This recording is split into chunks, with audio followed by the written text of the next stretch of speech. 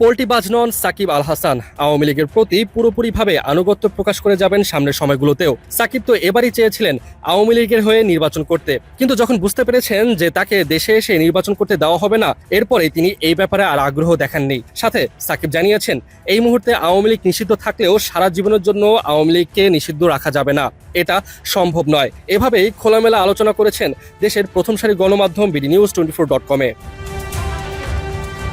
দেশ থেকে আপাতত নির্বাসিত আছেন সাকিব আল হাসান, কিন্তু তারপরেও আওয়ামী লীগের হয়ে গেল নির্বাচনে অংশ নিতে চেয়েছিলেন তিনি। তবে পরবর্তীতে সাকিব বুঝতে পারেন যে তাকে নির্বাচনে অংশগ্রহণ করতে দেওয়া হবে না, তার উপরে দলেরও তো কিছু সিদ্ধান্ত আছে।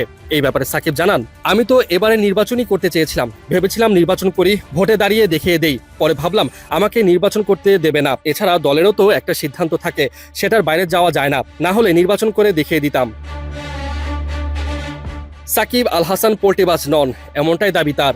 একবার যেহেতু আওয়ামী লীগে যোগদান করেছেন, তাই এই মুহূর্তে অন্য দলে যোগ দিয়ে বারবার দল পরিবর্তন করার ইচ্ছা নেই তার। এই ব্যাপারে সাকিব বলেন, আমার এত দল পরিবর্তন করার শখ নেই, ইচ্ছা নেই এবং কোনো কালেও ছিল না। আমি এই জিনিস কখনো করিনি। ঠিক আছে, আমি যদি একটা ছোট দলেও কোনোদিন নাম লিখিয়েছি, তো ওই দলের প্রতি সব সময় অনুগত ছিলাম, পোল্টিবাজি করার অভ্যাস নাই। এই মুহূর্তে দল ক্ষমতায় না থাকার কারণে কিছুটা বিপাকে সাকিব আল হাসান আছেন দেশের বাইরে। বলাই যায় দেশে আসলেই বিপদের মুখে পড়তে পারেন তিনি। তবে সময় তো সবসময় একই রকম থাকে না। যদি কোনো না কোনো সময়ে সাকিবের দল আবারও ক্ষমতায় আসে, তাহলে কি বিরোধী দলের লোকদের উপর চড়াও হবেন তিনি? অবশ্য এই ব্যাপারে সাকিব দিলেন বুদ্ধিদীপ্ত উত্তর। জানিয়েছেন, না, কাউকে বিপাকে ফেলার দরকার নেই। আমি এমনি কখনো ওই চিন্তাতে জীবনে ক্রিকেটও খেলিনি, কখনো চিন্তা করিনি যে কারো পারফরমেন্স খারাপ হলে আমার সুযোগটা আসবে। সারা জীবন চিন্তা করেছি কেউ ভালো করুক, তার থেকে আমি ভালো করে দেখাবো, সোজা হিসাব আমার দল নিয়েও আমি ওইরকমই ভাবি। অন্য কোনো দল যদি ভালোভাবে দেশ পরিচালনা করতে পারে অবশ্যই ভালো, আমরা সুযোগ পেলে আরো ভালো করব, লোকে তখন আমাদেরকেই ভোট দেবে।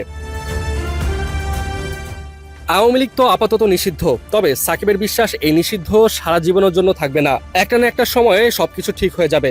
সাকিবের মতে এখন নিষিদ্ধ, তাই বলে আজীবন নিষিদ্ধ থাকবে নাকি? আজীবন কি কেউ কাউকে নিষিদ্ধ করে রাখতে পারে? এটা তো মানুষের গণতান্ত্রিক অধিকার, দেশের একটা বড় অংশকে তো দাবিয়ে রাখতে পারবেন না। হ্যাঁ, জোর করে কিছুদিন সম্ভব আটকে রাখা বা যতদিন সম্ভব দমিয়ে রাখতে পারেন, কিন্তু এটাতে আসলে দেশের কোনো উন্নতি বা রাজনীতির ভালো আছে বলে আমার মনে হয় না।